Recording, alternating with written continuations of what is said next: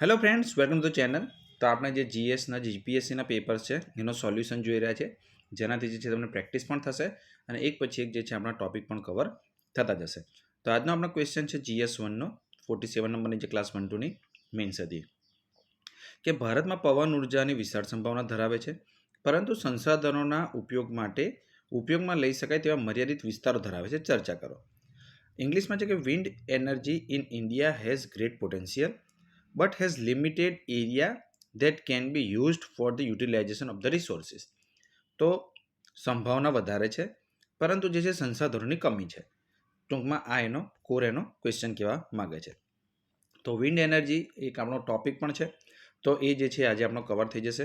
Question આ રીતે પૂછે તો તમારે શું લખવું જોઈએ. તો મારી ટીમ વિશેની એક થોડી જાણકારી છે. એક આપણું ગ્રુપ પણ છે ટેલિગ્રામ પર, જીપીએસસી ઇઝ ધ ફ્યુચર. તમે જે છે લિંક ડિસ્ક્રિપ્શનમાં મળશે અથવા સર્ચ કરશો તો પણ તમે મળી જશે, તમે જોઈન કરી શકો છો. તો શરૂ કરીએ. તો ઇન્ટ્રોડક્શનમાં શું લખી શકાય? તો વિન્ડ એનર્જી જે છે એનું પોટેન્શિયલ સારું રહેલું છે.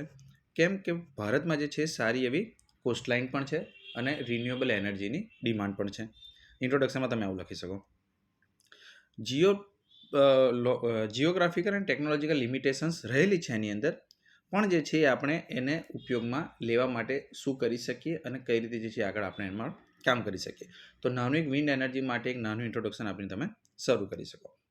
ત્યાર પછી આપણે વન બાય વન ડાયમેન્શન્સ જોઈએ. તો પહેલાં જિયોગ્રાફિકલ કન્સ્ટ્રેન્સ શું છે? તો મેઇન છે કે લિમિટેડ સ્યુટેબલ એરિયા જે છે એ ઓછો છે. કેમ કે ગુજરાત અને તમિલનાડુ જેવા જે રાજ્યો છે એમાં જે છે તમને વિન્ડ એનર્જીનો ઉપયોગ કરી શકો, પણ જે ધારો કે યુપી છે, મધ્યપ્રદેશ છે, છત્તીસગઢ છે, ઝારખંડ છે, બરાબર, એ બધા દેશોમાં જે છે તમને એટલું બધું, કારણ કે ત્યાં બિહાર છે, તો એ બધા રાજ્યો જે છે એ તમને એના માટે યુઝફુલ રહેશે નહીં વિન્ડ એનર્જી માટે.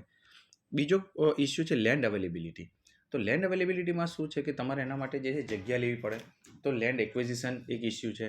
બીજું કે એના માટે જે છે ફાર્મ લેન્ડ પછી ઓછી થતી જાય, આપણે એગ્રીકલ્ચર માટે જરૂરી છે. તો બધે જ આપણે રિન્યુએબલ એનર્જી માટેના ટાવર ઊભા કરીશું તો ખેતીમાં પ્રોબ્લેમ થશે. Offshore potential.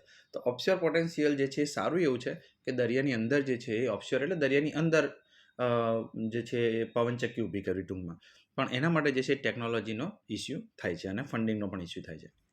ટેકનોલોજીમાં એવું છે કે આપણે વિન્ડ સ્પીડ પર ડિપેન્ડ છીએ કે વિન્ડ સ્પીડ સારી હોવી જોઈએ તો જે છે એનો ઉપયોગ તમને સારો થઈ શકે. Grid infrastructure. તો ગ્રીડનું ઇન્ફ્રાસ્ટ્રક્ચર ઊભું કરવું પડે.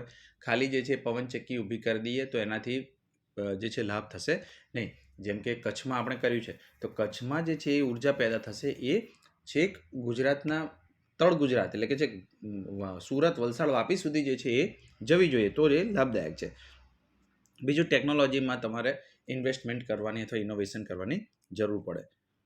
એન્વાયરમેન્ટલ ઇસ્યુ શું છે?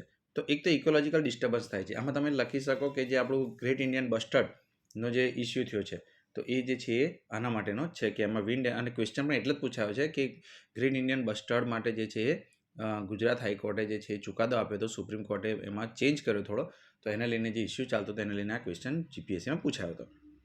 તો પક્ષીઓને નુકસાન થાય છે, તો લાઇવલીહુડને પણ જે છે એ નુકસાન થાય છે, કારણ કે જેમ કીધું એમ કે એને લઈને જે છે એ ઘણી વખત આપણે રૂરલ ઇકોનોમીમાં એ જમીનનો ઉપયોગ બીજા માટે થતો હોય.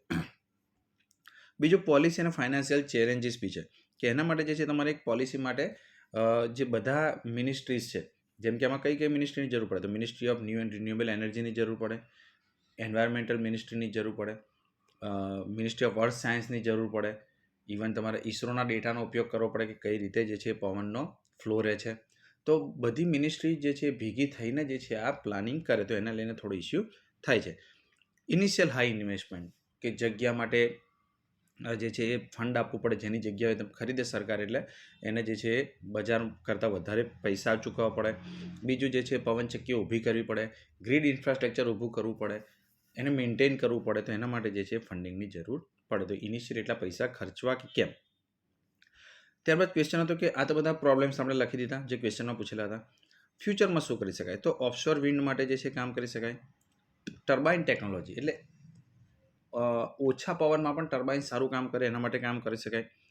ગ્રીડ ઇન્ફ્રાસ્ટ્રક્ચરને સ્ટ્રેન્થન એ રીતે કરવું કે જે લોસ જે છે, ટ્રાન્સમિશન લોસ જેને કહેવાય, એ જે ઓછામાં ઓછો થાય. અને કોમ્યુનિટી એન્ગેજમેન્ટ એટલે લોકોને સાથે રાખીને ચાલવું પડે, જેથી વિરોધ ના થાય અથવા ઓછો થાય. લોકલ લોકોને જે છે એમાં ક્યાંક ને ક્યાંક જોબ મળે એવું કરી શકાય.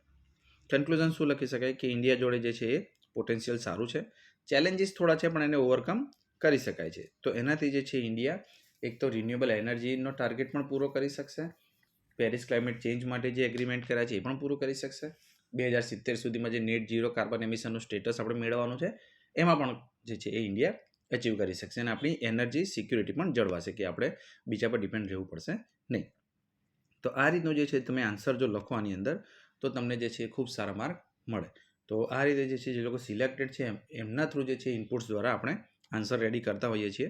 તો લાઇક શેર અને સબસ્ક્રાઈબ જરૂર કરજો અને મિત્રો સાથે શેર કરજો, જેથી જે છે તમારું એક ટોપિક પણ કવર થાય અને મેન્સની પ્રેક્ટિસ સારી એવી થાય. Thank you. જય હિન્દ.